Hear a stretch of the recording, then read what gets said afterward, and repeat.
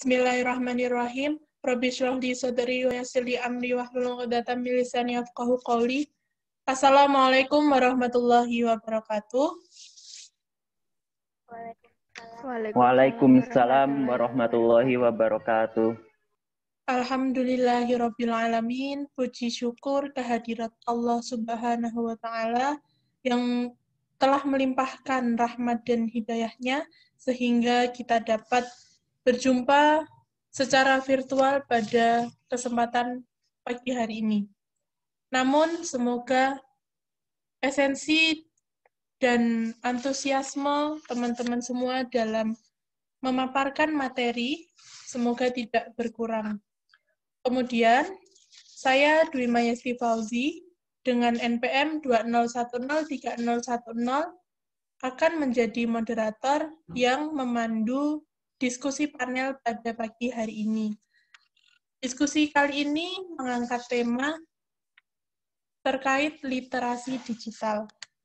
Tentunya nanti akan ada berbagai materi menarik yang akan disampaikan oleh para panelis. Izinkan saya untuk memperkenalkan keempat panelis kita pada pagi hari ini. Yang pertama ada Mas Alvanuddin Dava dengan NPM 2010301103. Panelis yang kedua ada Mbak Regina Eka Melani dengan NPM 2010301035.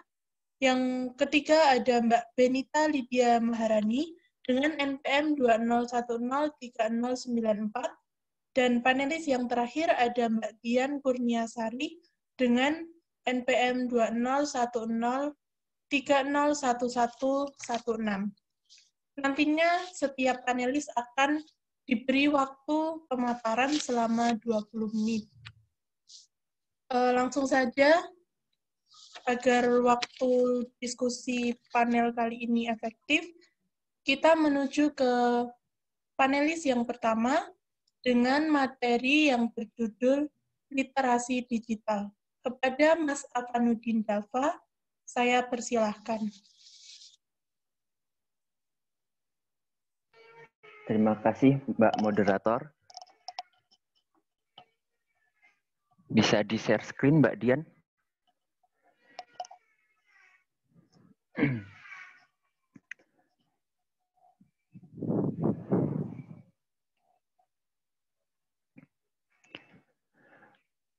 Baik, Assalamualaikum warahmatullahi wabarakatuh.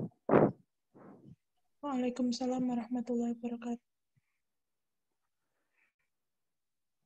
Pada kali ini saya akan membahas tentang materi mengenai literasi digital.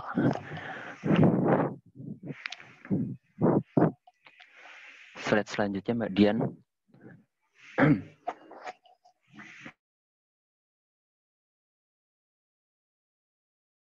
Untuk menggunakan media digital, alat-alat komunikasi atau jaringan dalam menemukan, mengevaluasi, menggunakan, membuat informasi, dan memanfaatkannya secara sehat, bijak, cerdas, cermat, tepat, dan patuh hukum dalam rangka membina komunikasi dan interaksi dalam kehidupan sehari-hari.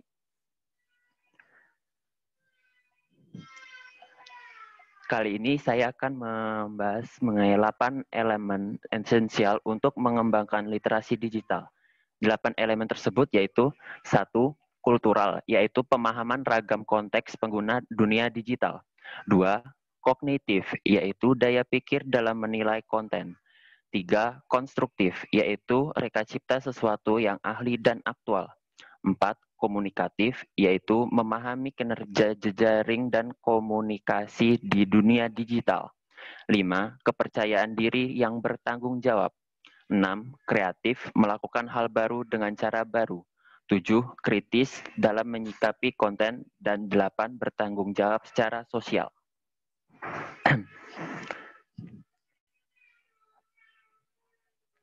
Tantangan dalam literasi digital yaitu berkembangnya peralatan digital dan akses informasi tentu menjadi tantangan sekaligus peluang. Dengan penggunaan internet yang terbilang tinggi, pihak pemerintah Indonesia mesti memikirkan cara terbaik dalam menanggulangi berita atau informasi hoaks, ujaran kebencian, dan perilaku intoleran yang dapat dengan mudah ditemui di media sosial. Peluang. Media digital sangat memungkinkan adanya peluang seperti meningkatkan keuntungan dalam bisnis e-commerce, lahirnya lapangan pekerjaan baru berbasis media digital, dan pengembangan kemampuan literasi tanpa mengasihkan teks berbasis cetak. Sekian pembahasan materi dari saya kembalikan ke Mbak Moderator.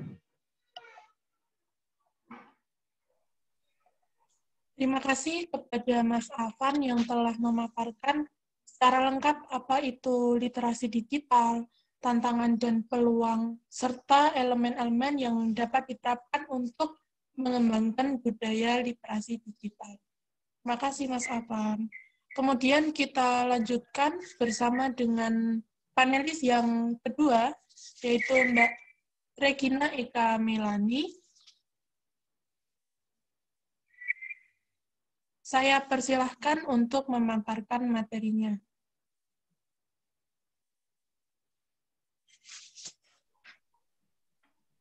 Baik, terima kasih Mbak Dina Yusti selaku moderator yang telah memberikan kesempatan kepada saya untuk memaparkan materi pada hari ini. Mbak Regina, mohon maaf suaranya belum terdengar.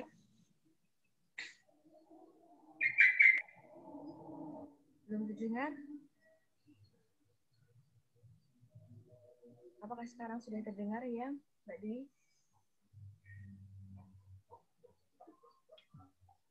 Halo? Ya, sudah Mbak Regina. Silakan. Ya, baik. Terima kasih Mbak Dwi selaku moderator yang telah memberikan kesempatan kepada saya untuk memaparkan materi pada hari ini, walaupun hanya secara virtual saja. Sebelumnya, perkenalkan, nama saya Regina Eka Melani dengan NPM 2010301035. Baik, tadi sudah dijelaskan ya secara rinci oleh Mas Afan mengenai apa itu literasi digital, hambatan, dan tantangannya. Oke, pada kesempatan kali ini saya akan memaparkan materi dengan judul Strategi Literasi. Pada materi ini saya akan memberikan beberapa strategi di berbagai lingkungan, di antaranya di lingkungan sekolah, di lingkungan keluarga, dan di lingkungan masyarakat. Di mana dari strategi-strategi itu dapat dijalankan dengan baik, nantinya akan memberikan solusi agar nanti literasi digital itu mampu berjalan dengan baik dan benar. Baik, langsung saja kita membahas mengenai strategi literasi digital di lingkungan sekolah. Di sini saya akan menjelaskan beberapa strategi literasi digital di lingkungan sekolah yang nantinya dapat memberikan solusi yang baik agar literasi digital tersebut mampu berjalan dengan baik. Yang pertama yaitu penguatan fasilitator literasi di sekolah itu ditekankan pada pelatihan literasi digital. Nah, fasilitator sendiri itu terdiri dari guru, pengawas, dan tenaga pendidikan yang ada di sekolah. Sedangkan pelatihan tersebut terkait mengenai bagaimana sih pentingnya literasi digital di sekolah, bagaimana penegakan literasi di sekolah, dan bagaimana literasi digital sekolah mampu memberikan pelajaran atau pengajaran di sekolah untuk para siswanya. Kemudian yang kedua yaitu peningkatan ragam sumber belajar yang bermutu. Nah, di sini peningkatan ini merupakan sebuah kebutuhan yang harus dilakukan oleh sekolah. Itu dikarenakan perkembangan ilmu pendidikan yang semakin pesat. Apalagi pada era sekarang ini, di mana ilmu pendidikan itu sangat pesat sekali, sehingga sumber pembelajaran yang bermutu itu harus diimbangi agar pengaruh literasi digital itu mampu berdaya saing. Kemudian yang ketiga yaitu penyediaan fasilitas yang mendukung. Ini memberikan semangat tersendiri bagi para guru, siswa, dan warga sekolah dalam peningkatan literasi digital tersebut. Di mana Sekolah memberikan fasilitas tertentu seperti halnya komputer dan akses internet di sekolah, di mana itu akses internet atau jaringan internet itu mampu memberikan semangat tersendiri bagi para siswanya untuk dapat mendukung adanya yaitu pemanfaatan teknologi dan media digital. Ini dapat mendukung pengetahuan sekolah yang lebih baik dan inovatif. Jadi sekolah itu lebih maju, lebih modern. Nah, sebagai contohnya yaitu pengembangan sistem administrasi secara digital. Jadi bisa melakukan sistem administrasi itu secara online, bisa dilakukan di mana saja, kapan saja, dan dimanapun. Kemudian menghimbau siswa untuk bermain aplikasi yang bersifat edukatif seperti kuis atau Google Form dan lain-lain. Kemudian menggunakan gawai dengan akses internet dengan waktu-waktu tertentu. Jadi guru di sini memberikan kesempatan kepada siswanya untuk menggunakan gawainya untuk secara bermanfaat agar penumbuhan literasi digital itu semakin maju. Nah, selain itu banyak sekali hal yang dapat dilakukan di sekolah. Jadi menurut saya di sekolah ini hal yang paling penting dalam penerapan literasi digital atau strategi yang dilakukan di sekolah itu adalah penyediaan layanan fasilitas agar para warga sekolah itu mempunyai semangat tersendiri dalam pelaksanaan literasi di sekolah.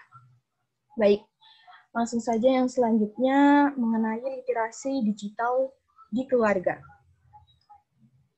Nah, di sini saya juga akan memberikan beberapa strategi ya di sekolah. Itu yang pertama, menciptakan lingkungan yang komunikatif dalam keluarga, di mana orang tua merupakan peran yang paling utama dalam penegakan literasi di keluarga. Nah, orang tua itu dapat dilakukan dengan cara berdiskusi. Dalam diskusi, orang tua mampu memberikan mengenai pemanfaatan media digital, terus ada dampak negatif, dampak positif. Jadi orang tua itu yang memberikan agar anak itu dapat luruslah di jalan lurus agar internet atau media digital itu dilakukan dengan baik dan benar. Kemudian yang kedua itu pemilihan acara televisi dan radio yang edukatif sebagai sumber pengetahuan anak.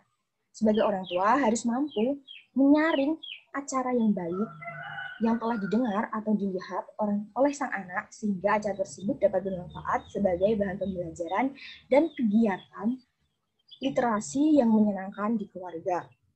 Jangan sampai acara-acara tersebut malah mengganggu atau mengancam keselamatan anak, karena sampai saat ini banyak sekali ya kasus anak-anak yang meniru gaya orang-orang yang negatif karena orang tua kurang selektif dalam pembelajarannya. Jadi di lingkungan keluarga ini orang tua merupakan sumber yang paling utama dan yang paling penting dalam meningkatkan strategi dalam literasi di keluarga. Baik, yang selanjutnya mengenai literasi di masyarakat. Oke, pada literasi digital di masyarakat ini bisa dilakukan dengan cara memanfaatkan alat komunikasi atau jaringan untuk menemukan, mengevaluasi, menggunakan, bahkan mengelola dan membuat informasi secara baik dan bijak, sehingga jika strategi informasi tersebut dijalankan dengan baik, maka itu akan sangat membantu dalam pembangunan dan pemberdayaan desa. Ada beberapa strategi yang dapat dilakukan, yaitu yang pertama, peningkatan partisipan dalam lembaga atau komunitas penyediaan bahan bacaan literasi digital. Yang kedua, peningkatan dalam kegiatan literasi digital. Yang ketiga, meningkatkan pemahaman masyarakat mengenai pentingnya literasi. Dan yang keempat, peningkatan dalam pelatihan literasi digital. Oke, di dalam strategi di masyarakat ini, yang paling penting yaitu adalah kerjasama antara masyarakat, karena di masyarakat ini banyak orang dan banyak sekali pemikiran yang berbeda-beda. Hal yang paling penting yaitu adalah kerjasama yang baik. Jika kerjasama yang baik itu dijalankan dengan baik, maka kegiatan-kegiatan yang tadi seperti pelatihan, penyuluhan kepada masyarakat itu juga akan berjalan dengan baik dan benar. Baik, itu yang dapat saya sampaikan mengenai strategi-strategi literasi yang ada di lingkungan sekolah, yang ada di lingkungan masyarakat, ada yang ada di lingkungan keluarga. Sekian yang dapat saya sampaikan. Kalau ada kesalahan kata, saya mohon maaf. Saya kembalikan ke moderator. Terima kasih. Terima kasih kepada Mbak Regina atas pemaparan yang sangat jelas terkait dengan strategi yang dapat diterapkan di berbagai tempat sesuai dengan latar belakang, peran pembimbing, dan fasilitas-fasilitas yang ada di tempat tersebut diterapkan. Kemudian menuju ke panelis yang ketiga, yaitu Mbak Benita Lydia Maharani dengan judul materi Pola Asuh Anak di Era Digital. Kepada Mbak Benita, saya persilahkan. Terima kasih atas waktunya untuk moderator. Baik, untuk kali ini saya akan membawakan materi tentang pola asuh anak di era digital.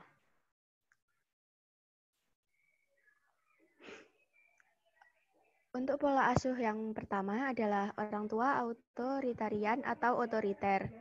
Orang tua tipe ini mengutamakan disiplin dan aturan dalam mendidik anak. Setiap pelanggaran terhadap sebuah aturan memiliki konsekuensi. Orang tua otoritarian kurang sabar dalam memberikan penjelasan mengenai aturan main dan konsekuensi dari pemberlakuan aturan dalam keluarga. Orang tua yang bertipe otoriter justru lahir dari pola asuh disiplin yang dialami ketika masih kecil, sering menerima banyak hukuman fisik dari orang tua dan para guru. Pola asuh otoriter ini mempunyai ciri orang tua membuat semua keputusan, anak harus tunduk, patuh, tidak boleh bertanya. Pola asuh orang tua yang otoriter mempunyai ciri-ciri sebagai berikut. Untuk yang pertama adalah orang tua memiliki kekuasaan yang dominan. Yang kedua, anak tidak diakui sebagai pribadi. Yang ketiga, kontrol terhadap tingkah laku anak sangat ketat. Yang keempat adalah orang tua menghukum anak jika tidak patuh. Untuk pola asuh tipe kedua adalah orang tua permisif. Orang tua tipe permisif ini sering memanjakan anak, tidak banyak menuntut anak, jarang mendisiplinkan anak, dan kontrol yang rendah terhadap perilaku anak. Orang tua memberikan kebebasan penuh kepada anak mereka untuk berbuat sesuatu yang diinginkannya. Pola asuh orang tua yang permisif mempunyai ciri-ciri. Yang pertama, anak menjadi lebih dominan. Yang kedua, orang tua bersikap longgar dengan memberikan kebebasan yang penuh kepada anak. Yang ketiga, orang tua tidak terlibat dalam membimbing dan mengarahkan anak. Yang keempat, orang tua sangat kurang dalam hal mengontrol dan memperhatikan perilaku dan aktivitas anak. Untuk pola asuh yang tipe ketiga adalah orang tua uninvolved. Orang tua uninvolved kurang memiliki tuntutan terhadap anak, seperti orang tua permisif tadi, dan kurang responsif terhadap kebutuhan anak. Selain itu, orang tua kurang memiliki ikatan batin yang kuat terhadap anak.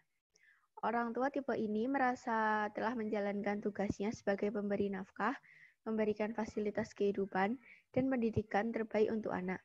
Akan tetapi, orang tua tipe ini jarang hadir secara psikis untuk menjadi pendengar yang baik bagi anaknya. Hal ini sudah dikategorikan sebagai bentuk penelantaran secara mental dan psikologis terhadap anak. Orang tua tidak berusaha hadir untuk membentuk kepribadian atau karakter anak. Kemudian untuk pola asuh yang terakhir adalah pola asuh orang tua autoritatif. Orang tua tipe ini memberikan aturan main dan disiplin kepada anak, namun memiliki gaya komunikasi yang lebih baik ketimbang otoritarian. Orang tua yang berkarakter seperti ini penuh kasih sayang seperti tipe permisif dan responsif terhadap kebutuhan anak. Orang tua ini mengutamakan sikap asertif atau tegas dan proaktif. Orang tua tipe ini melatih anak untuk bertanggung jawab terhadap diri sendiri, sesama, dan juga mandiri. Orang tua autoritatif memiliki karakter ideal menjadi teladan atau teladan role model bagi anak. Orang tua mendidik anak dengan kasih sayang dan kedisiplinan. Selain itu, orang tua juga memberikan kebebasan yang bertanggung jawab bagi anak. Orang tua memahami karakter anak-anaknya dengan mendalam dan mengetahui kebutuhan emosional anak. Orang tua yang bertipe autoritatif terkadang memperlakukan anak sebagai teman dan juga menggunakan otoritasnya sebagai orang tua. Tipe ini memiliki mentalitas yang baik dan pemikiran yang terbuka terhadap ilmu parenting baru. Mentalitas yang mau belajar berubah jika memiliki kekurangan agar dapat menjadi teladan yang lebih baik untuk anak.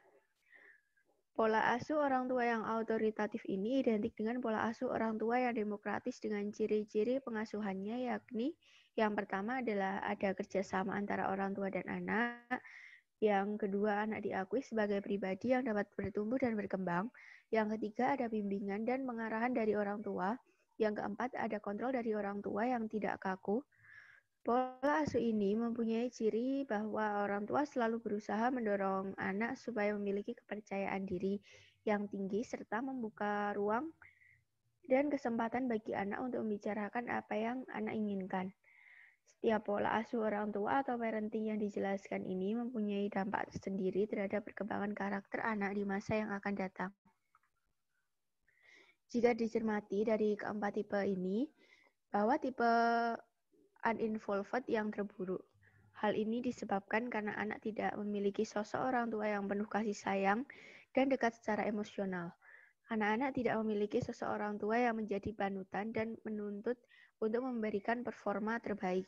Selain itu, anak-anak tidak memiliki sosok orang tua yang dekat seperti teman dan mengajak berbagi serta diskusi dari hati ke hati. Pola asuh seperti ini sering dikategorisasi sebagai bentuk penelantaran atau ketidakpedulian orang tua terhadap anak atau biasa disebut dengan ignorant. Sedangkan untuk pola asuh yang paling ideal di antara keempat tipe ini adalah tipe pola asuh autoritatif. Tipe orang tua autoritatif memiliki anak-anak yang merasa bahagia secara batin, kompeten dalam bidangnya, dan sukses dalam pengertian bahwa mampu beradaptasi serta menjalin hubungan baik dengan orang lain. Hal ini disebabkan anak menilai tuntutan orang tuanya terhadap disiplin dan peraturan tergolong adil dan masuk akal. Saat itulah anak menjadi lebih penurut dan bertanggung dan menerima nilai serta peraturan keluarga. Orang tua harus menciptakan suasana yang demokratis dan menyenangkan bagi anak-anak. Dengan itu, anak-anak akan menjalankan nilai dan peraturan dengan sepenuh hati dan tanpa merasa terpaksa. Terima kasih. Itu saja bisa saya sampaikan. Saya kembalikan kepada moderator. Terima kasih kepada Mbak Benita atas pemaparan tentang berbagai pola asuh anak di era digital seperti saat ini yang sangat berpengaruh terhadap kepribadian anak dalam bersosial dan menjalani kehidupan di era digital seperti saat ini. Kemudian, panelis yang terakhir yaitu Mbak Dian Kurniasari yang akan memaparkan materi tentang tahap implementasi literasi digital dalam gerakan literasi sekolah. Kepada Mbak Dian, kami persilahkan. Baik, terima kasih kepada moderator telah memberikan waktu kepada saya untuk memaparkan materi yang bertemakan literasi digital. Dengan judul artikel saya adalah tahap implementasi literasi digital dalam gerakan literasi sekolah. Perkenalkan, nama saya Dian Kurniasari, NPM 2010301116. Pada tahun 2015, Menteri Pendidikan dan Kebudayaan meluncurkan program literasi sekolah dengan tujuan untuk menumbuhkan minat baca siswa. Literasi sendiri dimaknai sebagai kemampuan mengakses, memahami, dan menggunakan sesuatu secara cerdas melalui berbagai aktivitas seperti membaca, menyimak, dan berbicara. Seiring berjalannya waktu, terbentuklah literasi digital. Literasi digital adalah kemampuan memahami dan menggunakan informasi dari berbagai sumber daya digital. Dengan kata lain, literasi digital merupakan kemampuan membaca, menulis yang berhubungan dengan informasi menggunakan teknologi dan format yang ada pada masanya. Dengan adanya literasi digital, peserta peserta didik atau siswa dituntut untuk lebih cermat memahami informasi yang berkualitas. Manfaat literasi digital antara lain untuk meningkatkan rasa gemar membaca di dalam atau di luar kelas, meningkatkan rasa percaya diri sebagai pembaca yang baik, dan menumbuhkan perkembangan penggunaan sumber bacaan yang aktual. Dalam mengimplementasikan literasi digital, terdapat 3 tahapan. Yang pertama adalah tahap pembiasaan. Dalam tahap ini, kegiatan yang dapat dilakukan antara lain membiasakan 15 menit membaca buku non-pelajaran, membuat jurnal membaca siswa, penyiapan sarana literasi seperti area bacaan dan akses internet, menciptakan lingkungan sekolah yang nyaman untuk membaca, membimbing literasi digital secara tanggung jawab, serta memperkenalkan etika dalam penggunaan teknologi informasi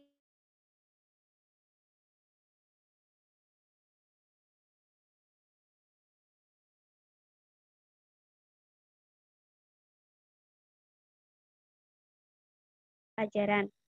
Kemudian membuat respon bacaan, pembimbingan penggunaan komputer dan internet untuk kegiatan literasi, serta memperkenalkan penggunaan berbagai bahan referensi, cetak, dan digital untuk mencari informasi. Kemudian tahap yang terakhir adalah tahap pembelajaran. Pada tahap ini dapat dilakukan yang pertama 15 menit membaca buku non-pelajaran, kemudian pemanfaatan strategi literasi dalam pembelajaran, pengembangan kemampuan literasi digital, serta memilih cara dan jenis literasi digital yang tepat untuk proses pembelajaran, produksi pengetahuan, dan penyebarannya. Literasi digital ini tidak hanya untuk mencari informasi atau hiburan. Penerapan literasi digital dalam gerakan literasi sekolah menjadi penting untuk mewujudkan kecerdasan semua pihak. Penerapan literasi digital dapat dijadikan pilihan pembelajaran yang menarik dengan menggunakan sumber digital melalui pemanfaatan sumber daya digital. Siswa tidak hanya terfokus pada perolehan materi, tetapi juga pada proses kreatif penggunaan teknologi informasi. Sekian materi yang dapat saya sampaikan. Kurang lebihnya mohon maaf. Terima kasih, saya kembalikan kepada moderator.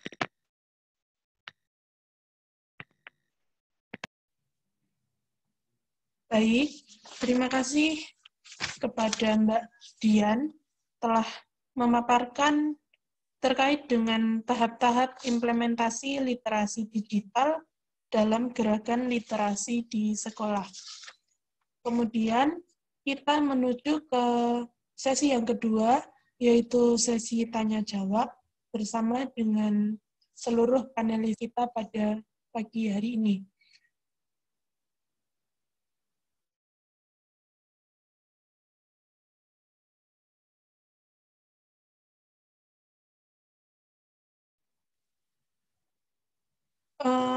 Untuk pertanyaan yang pertama, saya tujukan kepada Mas Afan. Apakah suara saya terdengar dengan jelas?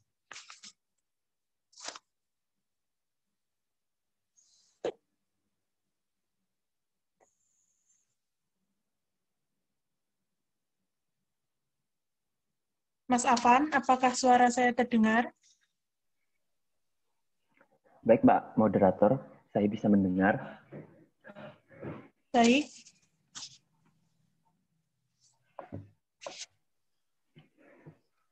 Saya ingin menanyakan kepada Mas Afan atas pemaparan materi yang tadi.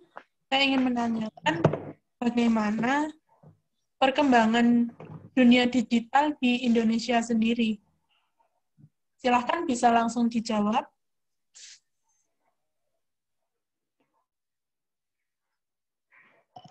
Baik, Mbak Moderator, terima kasih atas pertanyaannya.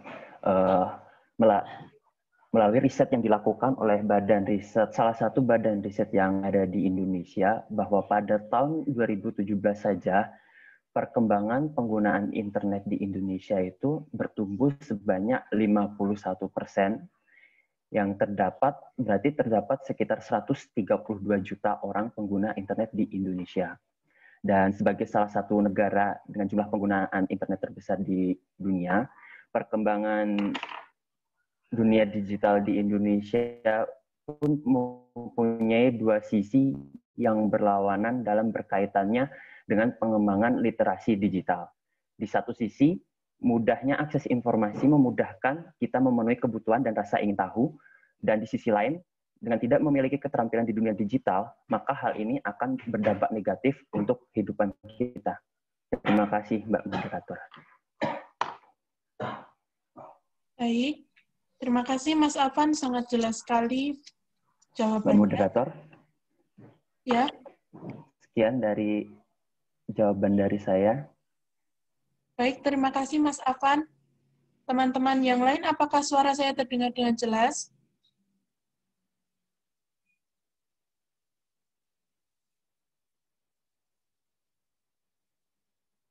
Kita menuju... Baik, Mbak Moderator.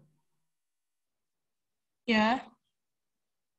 Apakah suara saya terdengar dengan jelas, teman-teman?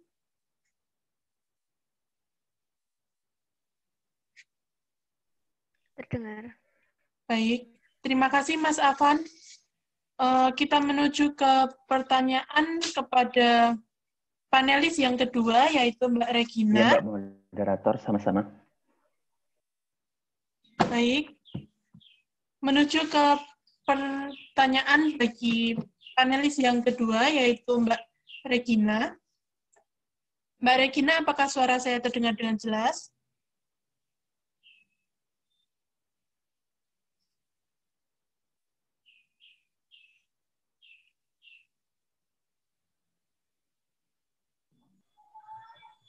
Iya, Mbak. Ya. Terdengar. Baik, Mbak Regina.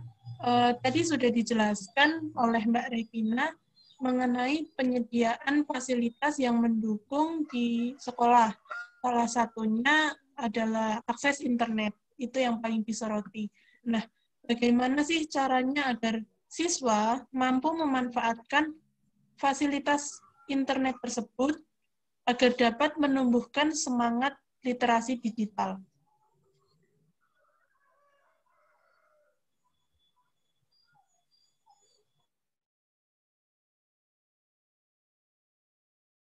Oke, baik. Jawabnya. Fasilitas sekolah yang diberikan oleh sekolah untuk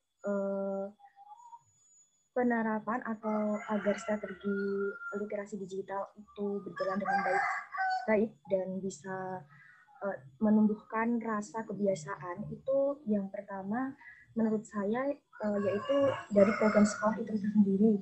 Biasanya menumbuhkan rasa ingin tahu. Yang pertama yaitu dengan diwajibkan membaca beberapa artikel atau satu artikel dalam satu hari dan nantinya hasilnya bisa disetorkan. Nah, itu akan menumbuhkan siswa dalam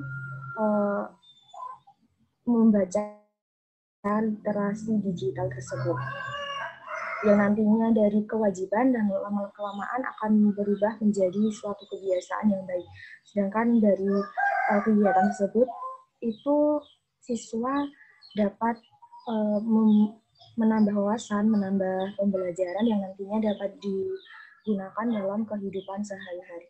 Mungkin seperti itu, Mbak Dinasti, apakah bisa ditangkap dengan baik? Baik, terima kasih Mbak Regina, sangat jelas sekali.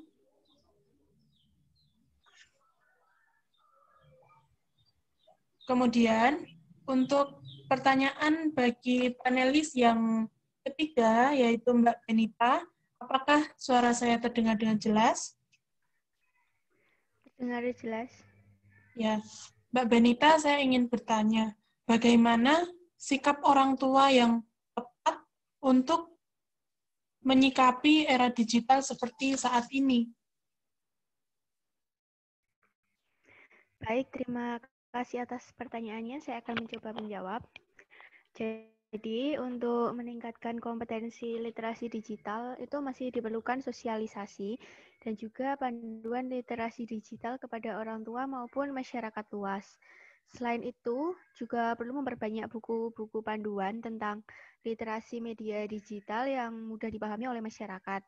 Dengan demikian, orang tua dapat meningkatkan kompetensinya dalam mendampingi anak-anak memanfaatkan media digital. Sekian jawaban dari saya. Saya kembalikan kepada moderator. Baik, terima kasih Mbak Benica. Jawaban yang sangat jelas.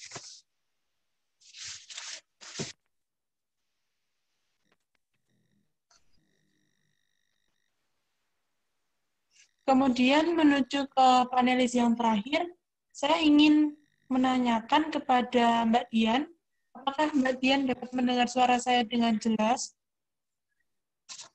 Ya, mendengar. Ya, baik Mbak Dian, mohon maaf. Bagi Mbak Dian, pertanyaannya adalah, apa yang menjadi penghambat literasi digital di lingkungan sekolah? Jadi, faktor penghambat literasi digital di lingkungan sekolah yaitu keterbatasannya pengetahuan, tenaga kerja, sarana dan prasarana seperti literasi seperti jaringan WiFi yang tidak stabil, LCD yang kurang, dan biaya yang kurang terpenuhi. Seperti itu.